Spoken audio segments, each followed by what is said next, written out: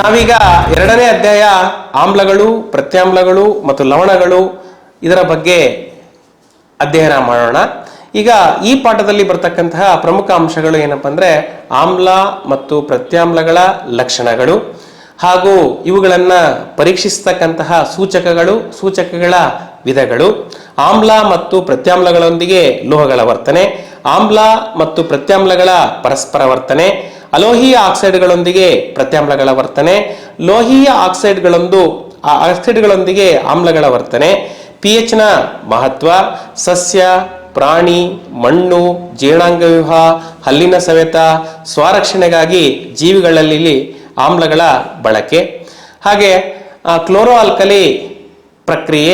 Alkali ಪ್ರಕ್ರಿಯೆಯಲ್ಲಿ ಬಿಡುಗಡೆ ಆಗ್ತಕ್ಕಂತಹ ಉತ್ಪನ್ನಗಳು, ಅವುಗಳ ಉಪಯೋಗಗಳು, ನಂತರ ಲವಣಗಳು, ಕ್ಯಾಲ್ಸಿಯಂ ಆಕ್ಸಿ ಕ್ಲೋರೈಡ್ ಚೆಲುವೆ ಪುಡಿ, sodium carbonate washing soda, sodium hydrogen carbonate ಅಡುಗೆ soda, calcium oxy hemihydrate plaster of Paris, ಇವುಗಳ ತಯಾರಿಕಾ ವಿಧಾನ ಹಾಗೂ ಅವುಗಳ ಉಪಯೋಗಗಳನ್ನು ನಾವು ಈ ಪಾಠದಲ್ಲಿ ಅಧ್ಯಯನ ಮಾಡ್ತೇವೆ.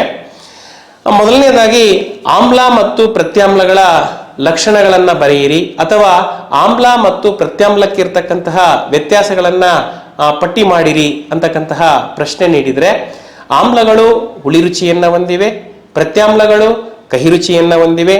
ಆಮ್ಲಗಳನ್ನ ನೀರಿನಲ್ಲಿ ವಿಲೀನಗೊಳಿಸಿದಾಗ H+ ಅಯಾನುಗಳನ್ನು ಉಂಟು ಮಾಡುತ್ತವೆ, ಪ್ರತ್ಯಾಮ್ಲಗಳನ್ನ ನೀರಿನಲ್ಲಿ ವಿಲೀನಗೊಳಿಸಿದಾಗ OH- ಅಯಾನುಗಳನ್ನು ಉಂಟು ಮಾಡುತ್ತವೆ. ಆಮ್ಲಗಳು ನೀಲಿ ಲಿಟ್ಮಸ್ ಅನ್ನ ಕೆಂಪಾಗಿಸುತ್ತವೆ, ಪ್ರತ್ಯಾಮ್ಲಗಳು ಕೆಂಪು ಲಿಟ್ಮಸ್ ಅನ್ನ ನೀಲಿಯಾಗಿಸುತ್ತವೆ. ಇದಕ್ಕೆ ಒಂದು ಕೋಡ್ ವರ್ಡ್, ನೆನಪಿನ ತಂತ್ರದ ಪದ ಆನಿಕೆ. ಆಮ್ಲಗಳು ನೀಲಿ ಲಿಟ್ಮಸ್ ಅನ್ನ ಕೆಂಪಾಗಿಸುತ್ತವೆ, ಪ್ರಖೇನಿ ಪ್ರತ್ಯಾಮ್ಲಗಳು ಕೆಂಪು ಲಿಟ್ಮಸ್ ಅನ್ನ ನೀಲಿಯಾಗಿಸುತ್ತವೆ. ಈ ಒಂದು ಪದಗಳನ್ನ ಇಟ್ಕೊಂಡು ನಾವು ಬರಿಬಹುದು, ನೆನಪಿಸಿಕೊಂಡು ಬರಿಬಹುದು.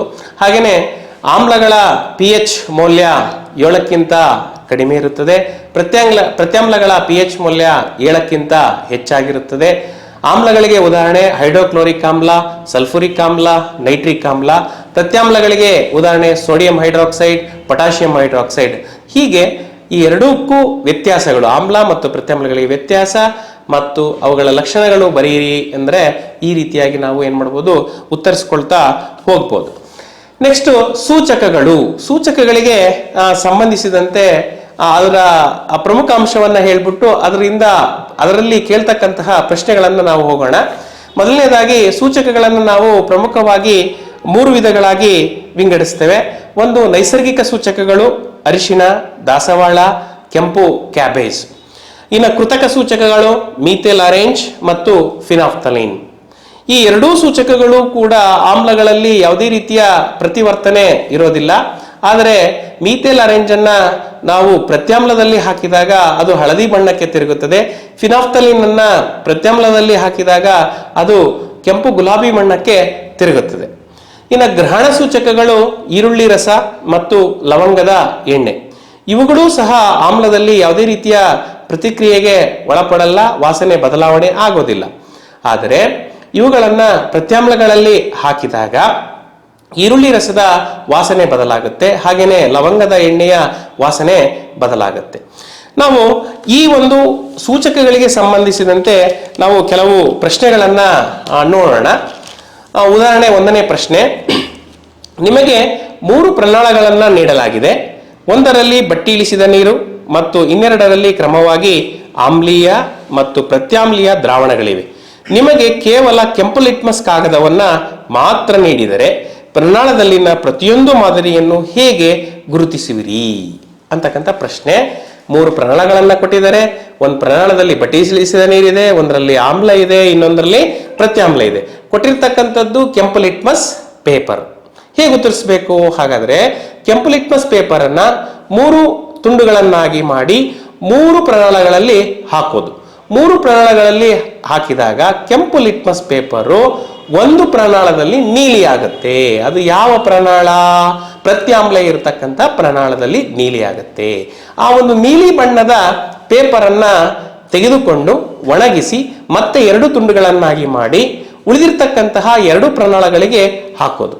ಹಾಗಾದ್ರೆ ಒಂದು ಪ್ರನಾಳದಲ್ಲಿ ನೀಲಿ ಲಿಟ್ಮಸ್ ಪೇಪರು ಕೆಂಪಾಗುತ್ತೆ. ಹಾಗಾದ್ರೆ ಅದರಲ್ಲಿರ್ತಕ್ಕಂತಹ ದ್ರಾವಣ ಯಾವುದು? ಆಮ್ಲ. ಹಾಗಾದ್ರೆ ಎರಡನ್ನೂ ಹಾಕಿದಾಗ ಬಣ್ಣ ಬದಲಾವಣೆ ಆಗದೆ ಇರತಕ್ಕಂತಹ ದ್ರಾವಣ ಬಟ್ಟಿ ಇಳಿಸಿದ ನೀರು ಆಗಿರುತ್ತೆ. ಹೀಗೆ ನಾವು ಉತ್ತರಗಳನ್ನ ಈ ಪ್ರಶ್ನೆಗೆ ಕಂಡುಕೊಳ್ಬಹುದು. ಮತ್ತೊಂದು ಪ್ರಶ್ನೆಯನ್ನ ನೋಡೋದಾದ್ರೆ, ಒಬ್ಬ ವಿದ್ಯಾರ್ಥಿನಿಯು ಆಮ್ಲ ಮತ್ತು ಪ್ರತ್ಯಾಮ್ಲಗಳ ದ್ರಾವಣಗಳನ್ನ ಬೀಕರ್ನಲ್ಲಿ ತಯಾರಿಸಿ ಇಟ್ಟಿದ್ದಾಳೆ. ಲೇಬಲ್ ಮಾಡುವುದನ್ನು ಮರೆತಿದ್ದಾಳೆ. ಮೀಥೇಲ್ ಆರೆಂಜ್ ಅಥವಾ ಫಿನಾಫ್ಥಲಿನ್ ದ್ರಾವಣವನ್ನು ಉಪಯೋಗಿಸಿ ಹೇಗೆ ನೀವು ಗುರುತಿಸುವಿರಿ ಅಂತಕ್ಕಂಥ ಪ್ರಶ್ನೆ ಕೇಳಿದ್ದಾರೆ.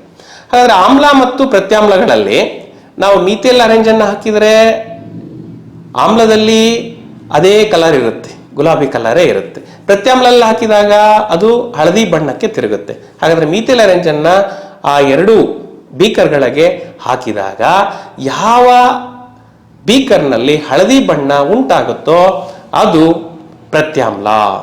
ಅದೇ ಕಲರ್ ಗುಲಾಬಿ ಕಲರ್ ಯಾವ್ದ್ರಲ್ಲಿ ಇರುತ್ತೋ ಅದು ಆಮ್ಲ. ಇನ್ ಕೇಸ್ ಒಬ್ಬ ವಿದ್ಯಾರ್ಥಿ ಫಿನಾಫ್ಥಲಿನ್ ದ್ರಾವಣವನ್ನ ಬಳಸ್ತಾನೆ ಅನ್ನೋದಾದ್ರೆ, ಫಿನಾಫ್ಥಲಿನ್ ದ್ರಾವಣವನ್ನ 2 ಬೀಕರ್ಗೆ ಹಾಕಿದಾಗ ಯಾವ ಪ್ರಮಾಣದಲ್ಲಿ ಗುಲಾಬಿ ಬಣ್ಣಕ್ಕೆ ತಿರುಗುತ್ತೋ ಅದು ಪ್ರತ್ಯಾಮ್ಲ. ಹಾಗೇನೆ ಬಣ್ಣ ರಹಿತ ಇರತಕ್ಕಂಥ ಬೀಕರ್ನಲ್ಲಿ ಇರ್ತಕ್ಕಂಥದ್ದು ಆಮ್ಲ ಎಂದು ನಾವು ಹೀಗೆ ಗುರುತಿಸಬಹುದು. ಈಗ ಮುಂದಿನ ಭಾಗಕ್ಕೆ ಹೋಗೋಣ. ಅಥವಾ ಮತ್ತೊಂದು ಪ್ರಶ್ನೆಯನ್ನ ಈ ಒಂದು ಪರಿಕಲ್ಪನೆಗೆ ತೆಗೆದುಕೊಳ್ಳೋದಾದ್ರೆ, ಎಂ ಮತ್ತು ಎನ್ ಎಂಬ ದ್ರಾವಣಗಳು ಸಾರ್ವತ್ರಿಕ ಲಿಟ್ಮಸ್ ಸೂಚಕದಲ್ಲಿ ಕ್ರಮವಾಗಿ ಕೆಂಪು ಮತ್ತು ನೀಲಿ ಬಣ್ಣವನ್ನು ನೀಡುತ್ತವೆ.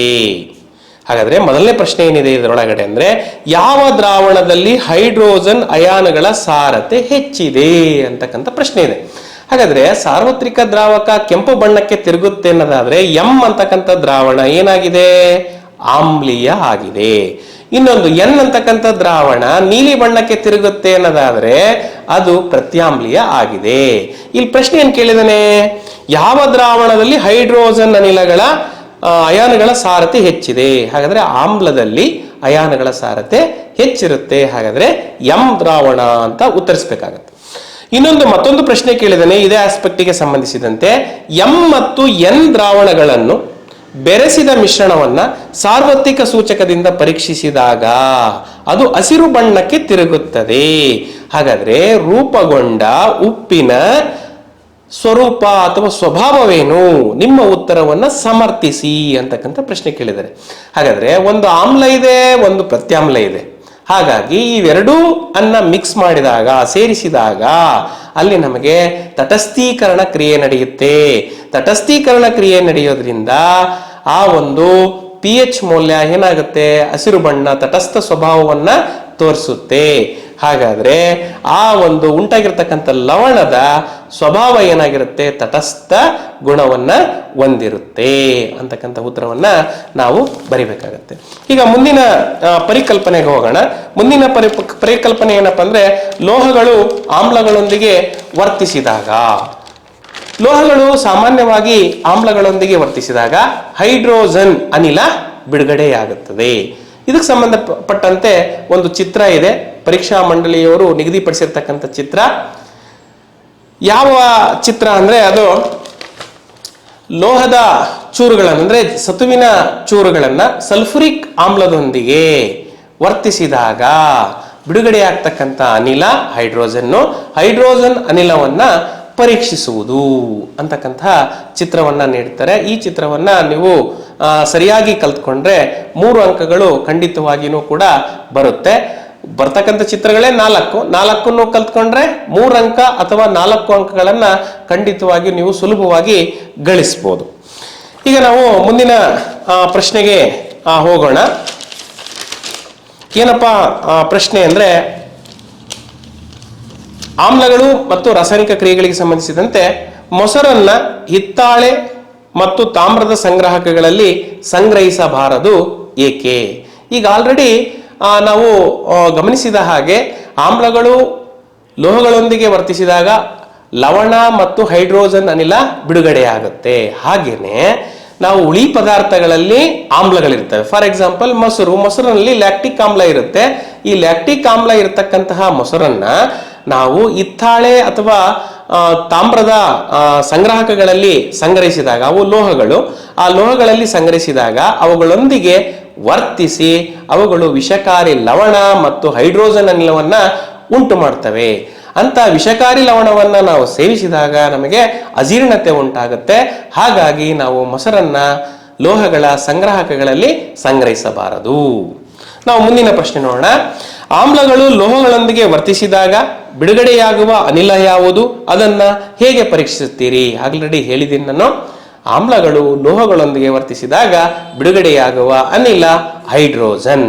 ಅದನ್ನು ಹೇಗೆ ಪರೀಕ್ಷಿಸ್ತೀವಪ್ಪ ಅಂದ್ರೆ, ಸಾಬೂನಿನ ಗುಳ್ಳೆಗೆ ಆ ಒಂದು ಹೈಡ್ರೋಜನ್ ಅನಿಲವನ್ನ ಹಾಯಿಸಿದಾಗ ಆ ಗುಳ್ಳೆಗಳು ಉಂಟಾಗ್ತವೆ. ಆ ಗುಳ್ಳೆಗಳಿಗೆ ಉರಿಯುತ್ತಿರುವ ಮೇಣದ ಬತ್ತಿಯನ್ನ ಹಿಡಿದಾಗ ಪಪ್ ಶಬ್ದದೊಂದಿಗೆ ಜೋರಾಗಿ ಉರಿಯುತ್ತದೆ. ಕಾರಣ ಏನಂದ್ರೆ, ಹೈಡ್ರೋಜನ್ ಅಂತಕ್ಕಂಥದ್ದು ಒಂದು ಇಂಧನ ಆಗಿರೋದ್ರಿಂದ ಅದು ಪಪ್ ಶಬ್ದದೊಂದಿಗೆ ಜೋರಾಗಿ ಉರಿಯುತ್ತೆ. ಹಾಗೆ ಇದಕ್ಕೆ ಸಂಬಂಧಿಸಿದಂತೆ ಮತ್ತೊಂದು ಪ್ರಶ್ನೆಯನ್ನ ನೋಡೋದಾದ್ರೆ, ಎ ಎಂಬ ಲೋಹದ ಸಂಯುಕ್ತ ದುರ್ಬಲ ಹೈಡ್ರೋಕ್ಲೋರಿಕ್ ಆಮ್ಲದೊಂದಿಗೆ ವರ್ತಿಸಿದಾಗ ಬಿಡುಗಡೆಯಾದ ಅನಿಲವು ಉರಿಯುತ್ತಿರುವ ಮೇಣದ ಬತ್ತಿಯನ್ನ ನಂದಿಸುತ್ತದೆ. ಉಂಟಾದ ಸಂಯುಕ್ತಗಳಲ್ಲಿ ಕ್ಯಾಲ್ಸಿಯಂ ಕ್ಲೋರೈಡ್ ಒಂದು ಆಗಿದ್ದರೆ ಸರಿದೂಗಿಸಿದ ಸಮೀಕರಣವನ್ನ ಬರೆಯಿರಿ.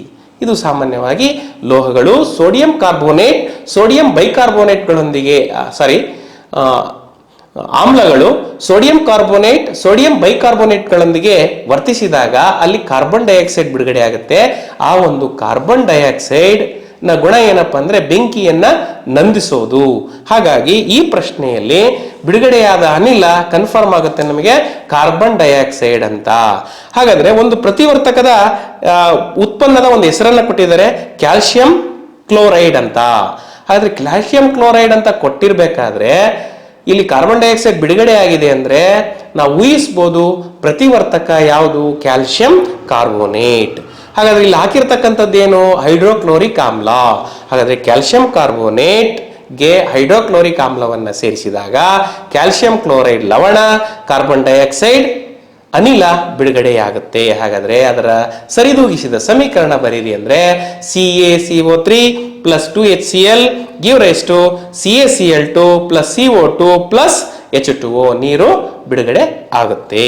ಹೀಗೆ ನಾವು ಅದನ್ನ ಅರ್ಥೈಸಿಕೊಂಡು ಬೇರೆ ಬೇರೆ ಪರಿಕಲ್ಪನೆಗಳನ್ನ ಪರಿಗಣನೆಗೆ ತೆಗೆದುಕೊಂಡು ನಾವು ಉತ್ತರವನ್ನ ಬರಿಬೇಕಾಗತ್ತೆ. ಮತ್ತೊಂದು ಪ್ರಶ್ನೆ ನೋಡೋಣ. ಎ ಎಂಬ ವಿದ್ಯಾರ್ಥಿಯು ಸಲ್ಫುರಿಕ್ ಆಮ್ಲವನ್ನ ಸಾರರಿಕ್ತಗೊಳಿಸುವಾಗ ನೀರಿಗೆ ಆಮ್ಲವನ್ನ ಸೇರಿಸುತ್ತಾನೆ.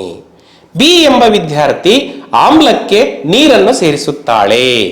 ಹಾಗಾದ್ರೆ ಯಾವ ವಿದ್ಯಾರ್ಥಿಯ ವಿಧಾನ ಸರಿ ಮತ್ತು ಏಕೆ?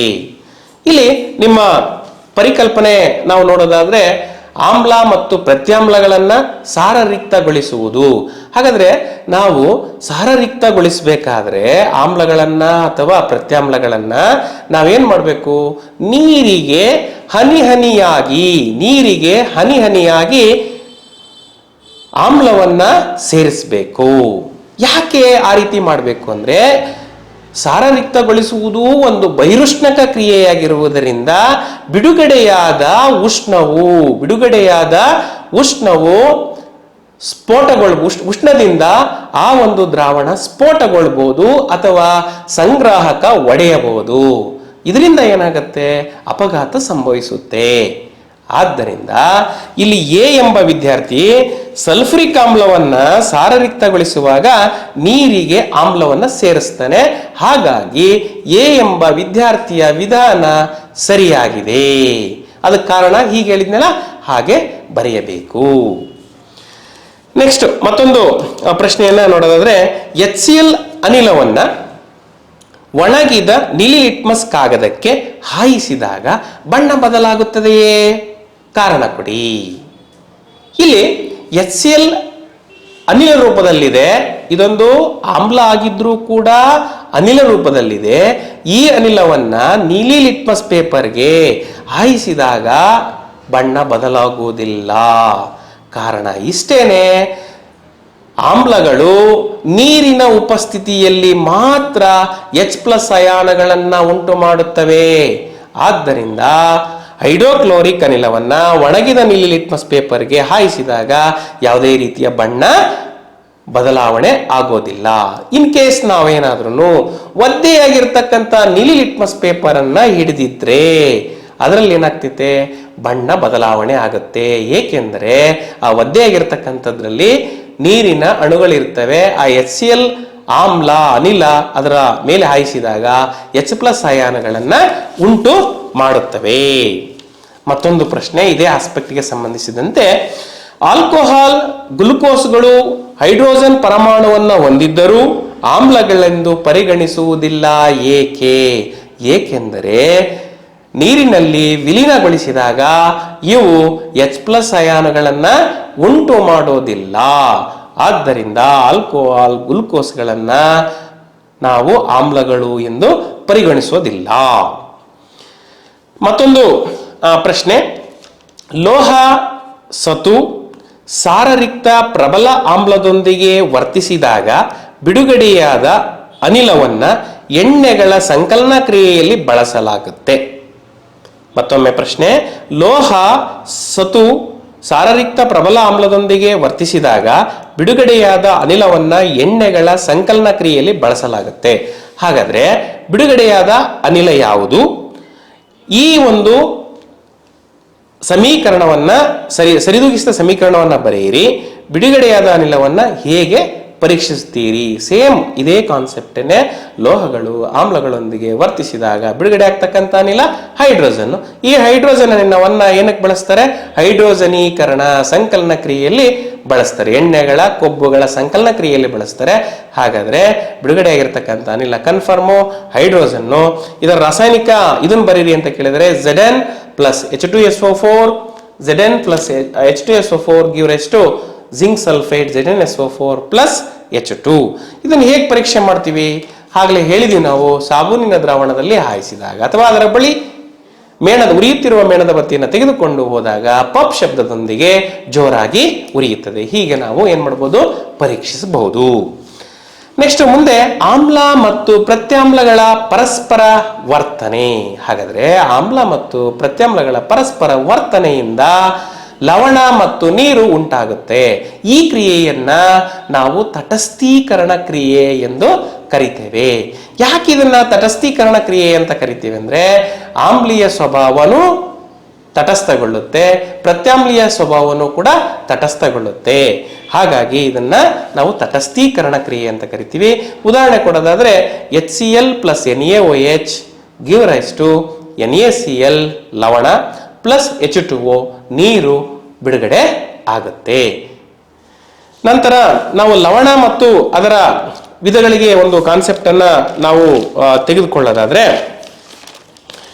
ಸಲ್ಫರಿಕ್ ಆಮ್ಲವನ್ನು ಸೋಡಿಯಂ ಹೈಡ್ರಾಕ್ಸೈಡ್ಗೆ ಸೇರಿಸಿದಾಗ ಲವಣ pH ಯಾವ ಸ್ವಭಾವವನ್ನ ಹೊಂದಿರುತ್ತೆ?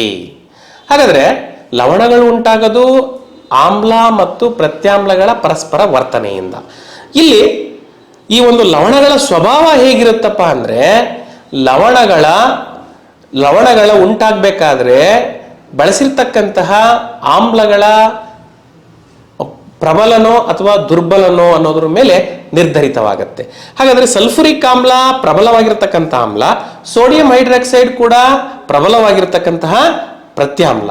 ಹಾಗಾದ್ರೆ ಇವೆರಡೂ ಕೂಡ ಪ್ರಬಲ ಆಗಿರೋದ್ರಿಂದ ಉಂಟಾಗಿರ್ತಕ್ಕಂಥ ಲವಣ ತಟಸ್ಥ ಗುಣವನ್ನ ಹೊಂದಿರುತ್ತೆ. ಹಾಗಾದ್ರೆ ಇನ್ನು ಬೇರೆ ಬೇರೆ ಇದೇ ರೀತಿಯ ಪ್ರಶ್ನೆಗಳನ್ನ ನಾವು ಗಮನಿಸೋದಾದ್ರೆ, ಈಗ ಅಮೋನಿಯಂ ಹೈಡ್ರಾಕ್ಸೈಡ್ ಪ್ರತ್ಯಾಮ್ಲ, ಹೈಡ್ರೋಕ್ಲೋರಿಕ್ ಆಮ್ಲ ಇವೆರಡನ್ನು ನಾವು ಸೇರಿಸಿದಾಗ ಉಂಟಾಗ್ತಕ್ಕಂತಹ ಲವಣದ ಸ್ವಭಾವ ಹೇಗಿರುತ್ತೆ?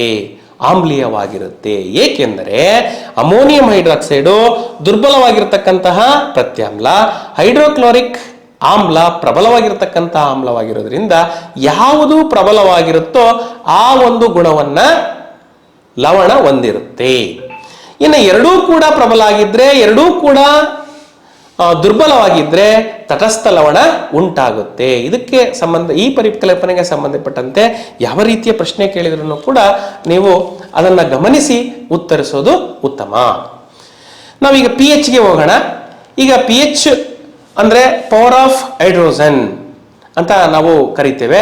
ಈ ಒಂದು pH ಸ್ಕೇಲ್ನಲ್ಲಿ ಅದರ ಒಂದು ಅಳತೆಯಲ್ಲಿ 7ಕ್ಕಿಂತ ಕಡಿಮೆ ಇದ್ರೆ ಅದು ಆಮ್ಲ, 7ಕ್ಕೆ ಸಮನಾಗಿದ್ರೆ ಅದು ತಟಸ್ಥ, 7ಕ್ಕಿಂತ ಜಾಸ್ತಿ ಇದ್ರೆ ಗ್ರೇಟರ್ ದೆನ್ 7 ಇದ್ರೆ ಅದು ಪ್ರತ್ಯಾಮ್ಲೀಯ ಗುಣವನ್ನ ಹೊಂದಿರುತ್ತೆ ಅಂತ ಹೇಳ್ತೇವೆ. ಇಲ್ಲಿ pH ನ ಮೌಲ್ಯ ಕಡಿಮೆ ಆದಂತೆ H+ ಅಯಾನುಗಳ ಸಾರತೆ ಹೆಚ್ಚುತ್ತೆ. pH ನ ಮೌಲ್ಯ 7 ಕರೆಕ್ಟ್ ಆಗಿದ್ರೆ ಅದು ತಟಸ್ಥೀಯ ಗುಣವನ್ನ ಹೊಂದಿರುತ್ತೆ.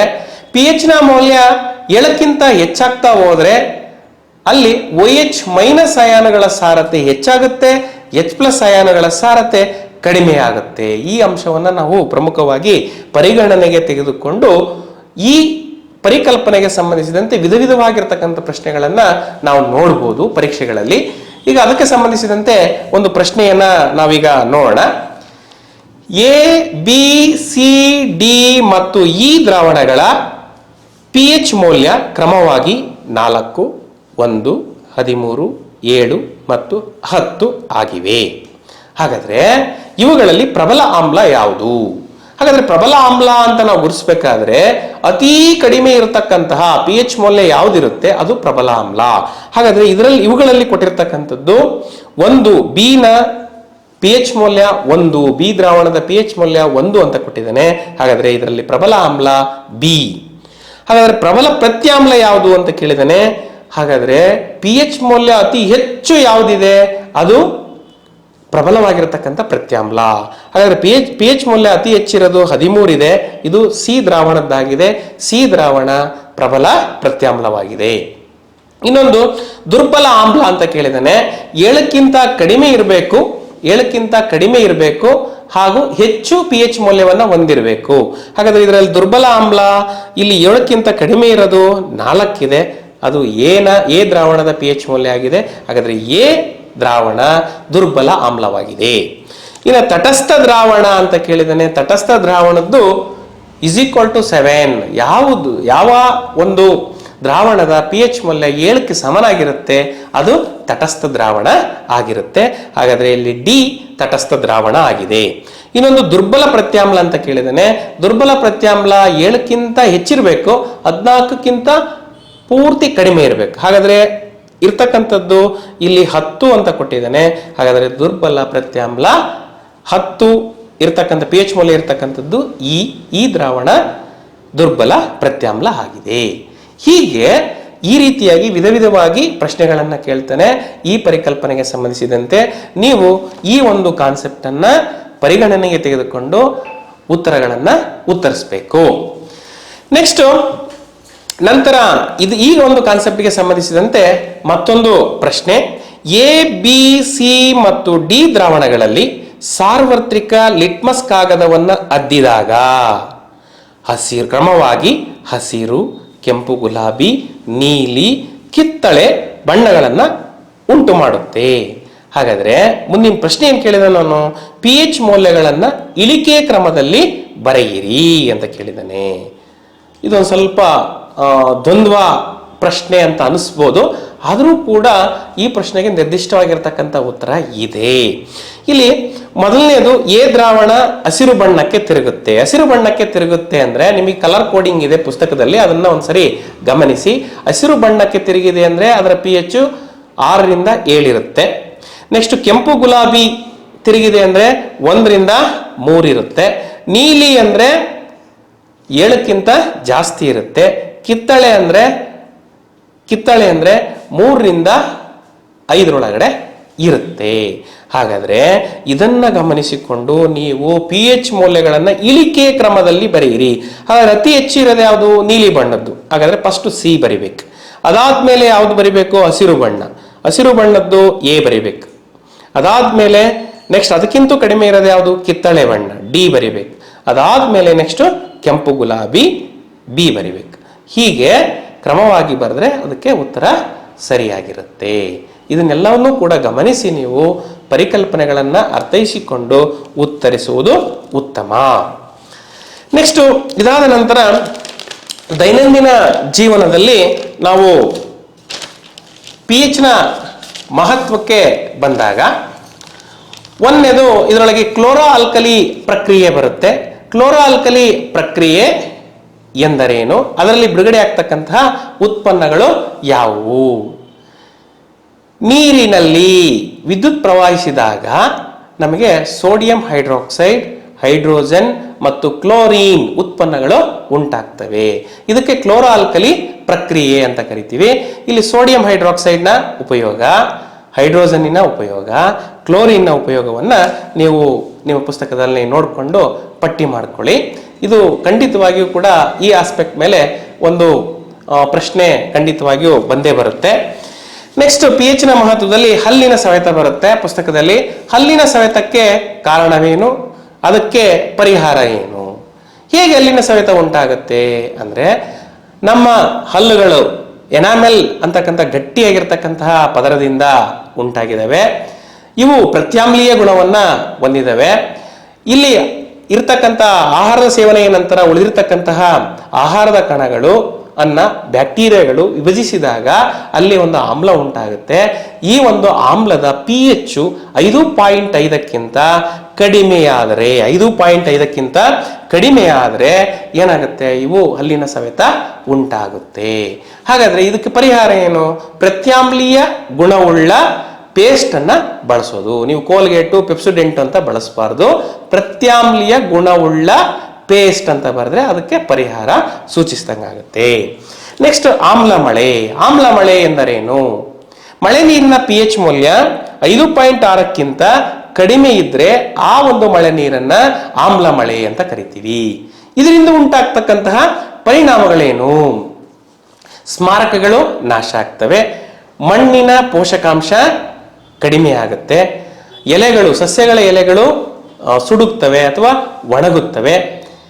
ಹಾಗೆಯೇ ಬೇರೆ ಪ್ರಾಣಿಗಳ ಮೇಲೆ ಬಿದ್ದರೆ ಚರ್ಮದ ಕಾಯಿಲೆಗಳು ಉಂಟಾಗ್ತವೆ.